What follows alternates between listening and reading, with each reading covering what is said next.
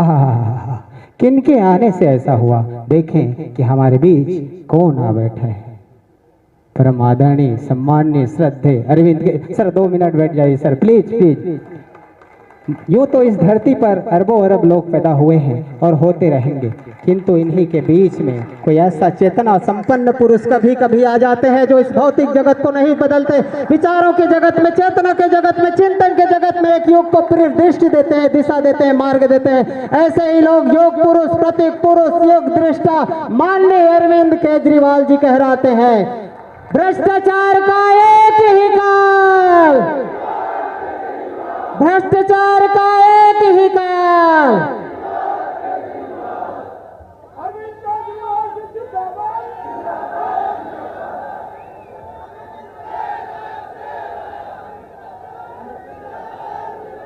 एक बार जोरदार भारत माता का जयकारा लगाएंगे।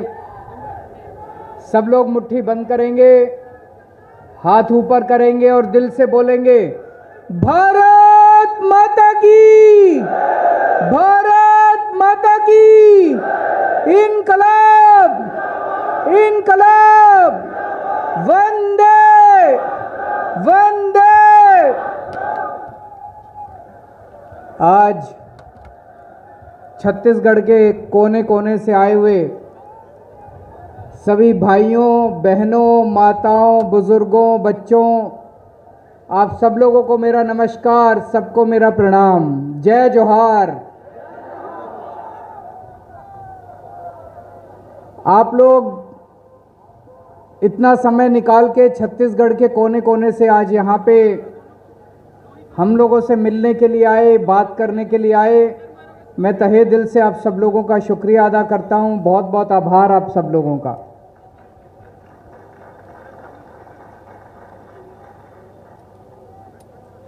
छत्तीसगढ़ को भगवान ने सब कुछ दिया। छत्तीसगढ़ में खूबसूरत नदियां हैं, पहाड़ हैं, जंगल हैं, जड़ी बूटियां हैं, इतने सारे खदाने हैं, तरह तरह के मिनरल्स निकलते हैं, सब कुछ है छत्तीसगढ़ के अंदर। मैं समझता हूं कि शायद देश में सबसे ज्यादा भगवान ने छत्तीसगढ़ को दिया, लेकिन फिर भी सबसे ज्यादा गरीबी आज छत्तीसगढ़ के अंदर है। क्यों? छत्तीसगढ़ के लोग इतने अच्छे हैं, आदिवासी लोग हैं, व्यापारी हैं, उद्योगपति हैं, लोग इतने अच्छे हैं, इतनी मेहनत करते हैं, इतने देशभक्त लोग हैं, फिर इतनी गरीबी क्यों है? भगवान ने सब कुछ दिया, लोग इतने अच्छे, उनमें इतनी ऊर्जा है लोगों के अंदर, इतनी प्रतिभा है लोगों के अंदर, नेता खराब हैं, पार्टियां खराब हैं, है कि नहीं है? सब कुछ लूट लिया इन लोगों ने, सब कुछ लूट लिया, कुछ नहीं छोड़ा इन लोगों ने। सन 2000 में छत्तीसगढ़ बना, 22 साल हो गए।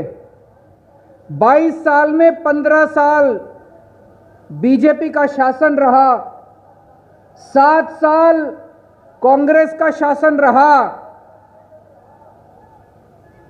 दोनों में पार्टियां तो बदली, नेता भी बदले, हालात लोगों के नहीं बदले।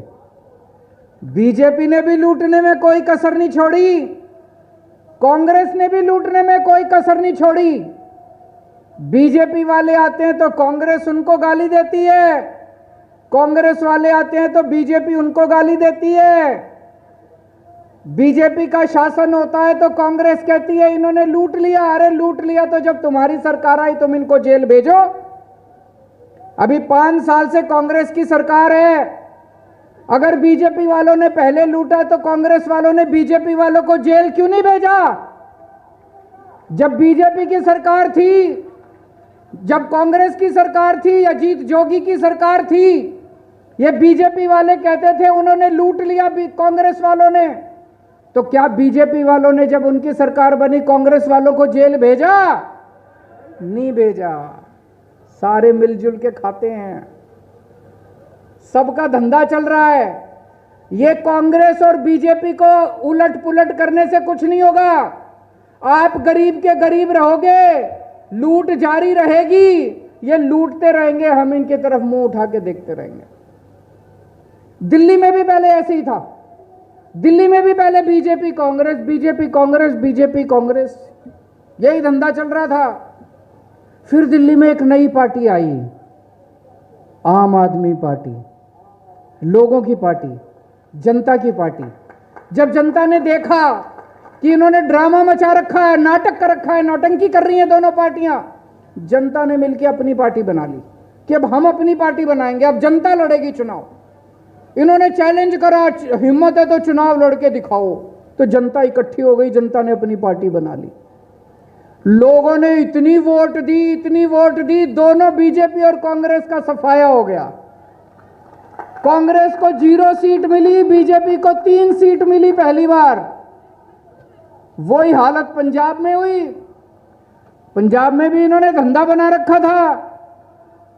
बीजेपी अकाली दल एक तरफ, कांग्रेस एक तरफ, 5 साल इनको वोट, 5 साल इनको वोट। वहां पे भी लोगों ने इकट्ठे होकर आम आदमी पार्टी को जिता दिया, भारी बहुमत से जिता दिया दोस्त। तो लूट तो तभी खत्म होगी जब आप ईमानदार पार्टी लेके आओगे। मैं ये देख रहा था, हंसदेव अरण्य जंगल, उसमें कितना कोयला है, कितना कोयला है, कितने पेड़ हैं, कितनी घना जंगल है, इतनी तरह तरह की उसमें बायोलॉजिकल डाइवर्सिटी है, इतनी जड़ी बूटियां हैं। उनको देख के दोनों पार्टियों की लार टपकती है। दोनों पार्टियां उस जंगल को लूटना चाहती हैं। वो जंगल किसका है? किसका है वो जंगल? छत्तीसगढ़ के लोगों का है कि नहीं है? क्या वो जंगल कांग्रेस का है? क्या वो जंगल बीजेपी का है? क्या वो जंगल अडानी का है?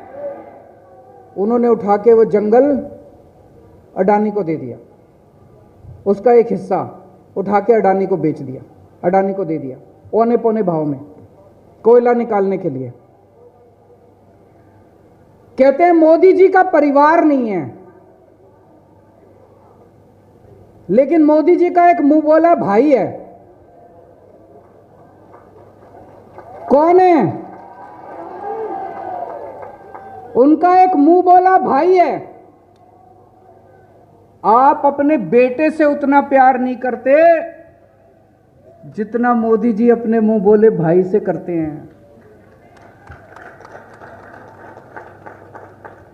और अगर मोदी जी तो बीजेपी के सबसे बड़े नेता हैं, मोदी जी का मुंह बोला भाई है, तो बीजेपी का भी मुंह बोला भाई है कि नहीं है? जब यहां पे भाजपा का शासन था, भाजपा वालों ने कोयले की खदानें उठा के अडानी को दे दी। 2018 में जब चुनाव हुआ, भूपेश बघेल, टीएस सिंहदेव, राहुल गांधी तीनों आए थे यहां पे, जनता को यहां पे वचन दे के गए थे, हमारी सरकार बनी, हम अडानी से वापस लेंगे कोयले की खदानें। बोला था नहीं बोला था? तीनों ने कहा था हम अडानी को भगा के जाएंगे, बोला था कि नहीं बोला था? जैसे ही इनकी सरकार बनी कांग्रेस की, इन्होंने पहले अडानी के पास एक फेज था, इन्होंने दूसरा फेज भी अडानी को दे दिया। मैं भूपेश बघेल जी से जानना चाहता हूं, बघेल साहब, हमें यह तो पता था कि अडानी मोदी जी का मुंह बोला भाई है, ये आपका कब से बन गया मुंह बोला भाई? आपकी इससे दोस्ती कब से, आपकी रिश्तेदारी कब से हो गई अडानी के साथ? मुख्यमंत्री बनने के पहले से ही दोस्ती थी कि बाद में दोस्ती हुई है? इन्होंने आने के बाद और ज्यादा कोयले की खदानें, और ज्यादा जंगल इनको दे दिया। तो दोस्तों, अब अगर आपने इनको और मौका दिया तो आपका पूरा का पूरा वन उठा के सब कुछ ये अडानी के नाम बेच देंगे, दोनों पार्टियां आपकी बेच देंगी। हमारा अडानी से कोई रिश्ता नहीं है, मेरा अडानी से कोई रिश्ता नहीं है, भगवंत मान का अडानी से कोई रिश्ता नहीं है। हमारा इनसे कोई रिश्ता नहीं है। आम आदमी पार्टी को लाओगे, ईमानदार पार्टी है, हमारा रिश्ता है तो केवल जनता के साथ रिश्ता है। ये सारी खदानें, ये सारे जंगल आपके नाम होंगे, जनता को इसका फायदा मिलेगा। दोस्तों, आज इतना भ्रष्टाचार है। पहले डॉक्टर रमन सिंह की सरकार में भ्रष्टाचार होता था। भूपेश बघेल जी ये कह के आए कि हम इनका भ्रष्टाचार खत्म करेंगे। आज जनता कह रही है कि इनके जमाने में तो इतना ज्यादा भ्रष्टाचार हो गया कि सारे रिकॉर्ड तोड़ दिए इन लोगों ने। आज यहां पे खनन माफिया है, आज यहां पे रेत माफिया है, आज यहां पे ट्रांसपोर्ट माफिया है, आज यहां पे शिक्षा माफिया है, आज यहां पे दवाई हर किस्म का माफिया है।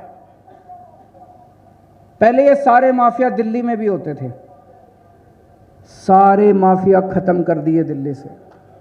पहले ये माफिया पंजाब में भी होते थे, 1 साल हुआ है केवल, सारे माफिया खत्म कर दिए मान साहब ने। छत्तीसगढ़ में एक मौका दो, सारे माफिया खत्म कर देंगे, सारा पैसा जनता के ऊपर खर्च होना चालू हो जाएगा। मैं आपसे पूछना चाहता हूं, आप अगर किसी भी सरकारी दफ्तर में काम कराने जाते हो, काम कराने के पैसे देने पड़ते नहीं देने पड़ते? जो पैसे बीजेपी के टाइम में देने पड़ते थे, अब दुगने पैसे देने पड़ते हैं कांग्रेस के टाइम में। दिल्ली में 1 पैसा नहीं देना पड़ा, सारा काम दिल्ली के अंदर बिना पैसे के होता है।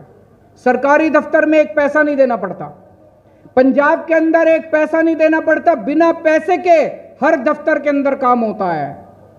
छत्तीसगढ़ में एक मौका दीजिए, आपके भी सारे काम बिना पैसे के होने चालू होंगे। अब ये आके कहेंगे बीजेपी वाले कांग्रेस भ्रष्ट है, थोड़े दिन में प्रधानमंत्री जी भी आएंगे, डबल इंजन की सरकार बना दो, डबल इंजन की। मैं कल कर्नाटक गया था, कर्नाटक में पहले कांग्रेस की सरकार थी, उसको 20% कमीशन वाली सरकार कहते थे। उनके टाइम में 20% कमीशन लगता था हर ठेके पे। पिछली बार प्रधानमंत्री जी गए कर्नाटक, बोले डबल इंजन की सरकार बना दो, भ्रष्टाचार खत्म कर देंगे। जनता ने सोचा शायद कर देंगे, जनता ने बना दी। अब उसको 40% बीजेपी की सरकार है वहां पे, वो 40% कमीशन की सरकार बन गई, भ्रष्टाचार डबल हो गया। तो डबल इंजन की सरकार का मतलब डबल भ्रष्टाचार, डबल कमीशन। अगर 40% कमीशन की सरकार चाहिए तो उनको वोट दे देना, 0% कमीशन की सरकार चाहिए तो आम आदमी पार्टी को वोट दे देना। आपने कांग्रेस को भी मौका दिया, बीजेपी को भी मौका दिया, उन्होंने आपके बच्चों के लिए शिक्षा का इंतजाम किया, स्कूल खोले। अभी भूपेश बघेल जी चारों तरफ गाते हुए फिर रहे हैं, कह रहे हैं मैंने आत्मानंद स्कूल बना दिया, आत्मानंद स्कूल। मैंने देखा नहीं है, मैं आप ही से पूछ, कैसे हैं आत्मानंद स्कूल? चलो मान लेते अच्छे हैं। 5 साल में 170 आत्मानंद स्कूल बनाए, 5 साल में 170। छत्तीसगढ़ में 45,000 स्कूल हैं, 1,500 साल लगेंगे सारे स्कूल ठीक करने में। दिल्ली में जितने स्कूल थे, जितने सरकारी स्कूल, 5 साल के अंदर ठीक कर दिए मनीष सिसोदिया ने। 5 साल में शानदार बना दिए स्कूल, बच्चों के लिए अच्छी शिक्षा का इंतजाम किया। गरीबों के बच्चे पढ़ा करते थे, अब उसमें सरकारी स्कूलों में दिल्ली में अमीर लोग भी अपने बच्चों को एडमिशन दिला रहे हैं। शानदार बना दिए सरकारी स्कूल मनीष सिसोदिया, इसीलिए तो उसको गिरफ्तार किया। मनीष सिसोदिया चोर थोड़ी है, चोर तो ये है, 40% कमीशन वालों को ये जेल में नहीं डालते। मनीष सिसोदिया एक साधु आदमी, शरीफ आदमी। मैं आपसे पूछता हूं, रोज सवेरे मनीष सिसोदिया 6 बजे उठता है और 6 बजे उठ के कम से कम 4-5 सरकारी स्कूलों का दौरा करने जाता है, सुबह 6 बजे। पिछले 5 साल से सुबह 6 बजे उठ के सरकारी स्कूलों का दौरा करने जाता है। मैं पूछना चाहता हूं, कौन भ्रष्टाचारी आदमी ऐसा है जो 6 बजे उठ के सरकारी स्कूलों का दौरा करने जाता है? अरे कोई भ्रष्टाचार करेगा तो वो क्या करेगा पैसे का? रात को बैठ के दारू पिएगा, लड़कीबाजी करेगा, वो कोई स्कूलों में थोड़ी जाएगा। अरे इतना संत महात्मा आदमी, उसको तुमने उठा के जेल में डाल दिया। मोदी जी शर्म करो थोड़ी सी, पाप लगेगा, हाय लगेगी। उन 18 लाख बच्चे दिल्ली में, 18 लाख गरीबों के बच्चे, 18 लाख रिक्शे वाले, मजदूर, किसान, छोटे छोटे गरीब आदमी, झुग्गी वाले, उनके बच्चे पढ़ते हैं सरकारी स्कूलों में। कल तक उनका भविष्य नहीं था बच्चों का। उनके माँ बाप सोचते थे हमारे बच्चे भी हमारी तरह गरीब रह जाएंगे। आज दिल्ली के अंदर गरीबों के बच्चे इंजीनियर बन रहे हैं, डॉक्टर बन रहे हैं, वकील। रिक्शे वाले के बच्चे डॉक्टर, इंजीनियर, वकील बन रहे हैं। उन 18 लाख परिवारों की हाय लगेगी मोदी जी आपको। आपको बड़ा घमंड हो गया है कि आप भगवान बन गए हो, लेकिन जिस दिन गरीब की हाय लगती है ना, बड़े बड़े सिंहासन डोल जाते हैं मोदी जी। आपने कांग्रेस को मौका दिया, आपने बीजेपी को मौका दिया, इन्होंने आपके स्कूल नहीं सुधारे। अगर आपको अपने बच्चों का भविष्य बनाना है, अगली बार वोट डालने जाओ, अपने बच्चों की शक्ल देख के जाना, बच्चों की शक्ल की तरफ देखना, उनका भविष्य कौन सी पार्टी बना सकती है। अगर आपको लगता है कांग्रेस उनका भविष्य बना सकती है, कांग्रेस को वोट दे देना। अगर आपको लगता है बीजेपी उनका भविष्य बना सकती है, बीजेपी को वोट दे देना। लेकिन ये दोनों पार्टियां आपको ठगेंगी, केवल आम आदमी पार्टी आपके बच्चों को अच्छी शिक्षा दे सकती है। मैं आज आपसे वोट मांगने के लिए नहीं आया हूं, मैं आज आपसे कहने के लिए आया हूं कि केवल आम आदमी पार्टी है जो आपके बच्चों को अच्छा भविष्य दे सकती है। केवल आम आदमी पार्टी है जो आपके बच्चों को नौकरी दे सकती है, रोजगार दे सकती है। और मैं हवा में बात नहीं कर रहा, अभी 1 साल हुआ है, भगवंत मान ने 28,000 सरकारी नौकरियां दे दी बच्चों को, 28,000। और मेरे को पता चला पिछले 5 साल में छत्तीसगढ़ में एक भी सरकारी नौकरी नहीं निकली। गलत तो नहीं बोल रहा? एक भी सरकारी नौकरी पिछले 5 साल में नहीं निकली। सारी सरकारी नौकरियां खाली पड़ी हैं। अगर भगवंत मान 28,000 नौकरी दे सकता है तो छत्तीसगढ़ में सोचो कितनी नौकरी। दिल्ली के अंदर मैंने 12 लाख, पिछले 7 साल में 12 लाख बच्चों को रोजगार का इंतजाम किया है। तो अगर आपको रोजगार चाहिए, हमें वोट दे देना। और अगर नौटंकी चाहिए, भ्रष्टाचार चाहिए, गुंडागर्दी चाहिए, तो इनको वोट दे देना।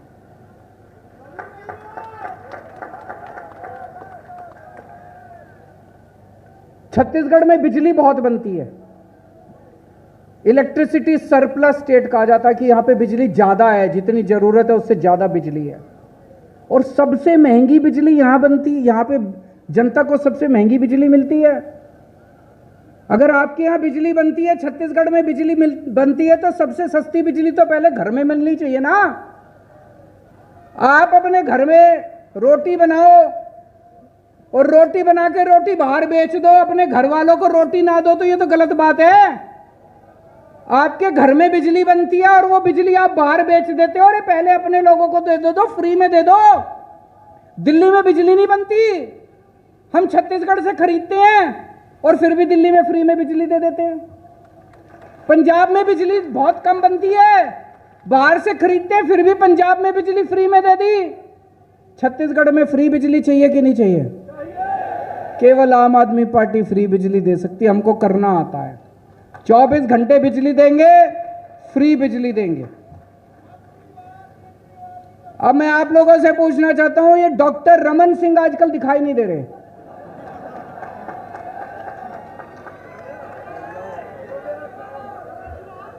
कहां हैं? बाहर, विदेश। कोई कह रहा था बीजेपी ने उनका पत्ता काट दिया,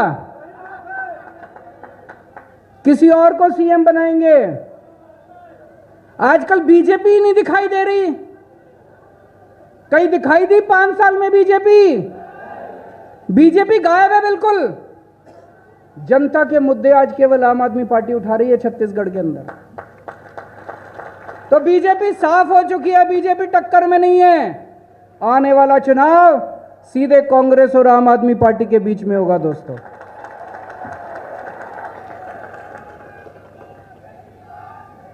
मैं आप लोगों से एक ही बात कहना चाहता हूं अंत में, जैसे दिल्ली के लोगों ने क्रांति कर दी, पंजाब के लोगों ने क्रांति कर दी, जब तक सारे मिलके एक साथ इन दोनों पार्टियों का सफाया नहीं करोगे तब तक क्रांति नहीं आने वाली। कोई सोचेगा नई पार्टी है, पता नहीं जीतेगी नहीं जीतेगी, वोट दूं, खराब तो नहीं हो जाएगा वोट। अरे वोट खराब तो तब होगा जब तुम कांग्रेस को दोगे, वोट खराब तो तब होगा जब तुम बीजेपी को दोगे। हर आदमी अपनी अपनी सोच ले, ये ना सोचे मेरा पड़ोसी किसको वोट देगा। हर आदमी अपनी अपनी सोचे, भाई मैं तो आम आदमी पार्टी को वोट दूंगा, अपने आप आम आदमी पार्टी जीत जाएगी, बाकी आप चिंता मत करना। भारत माता की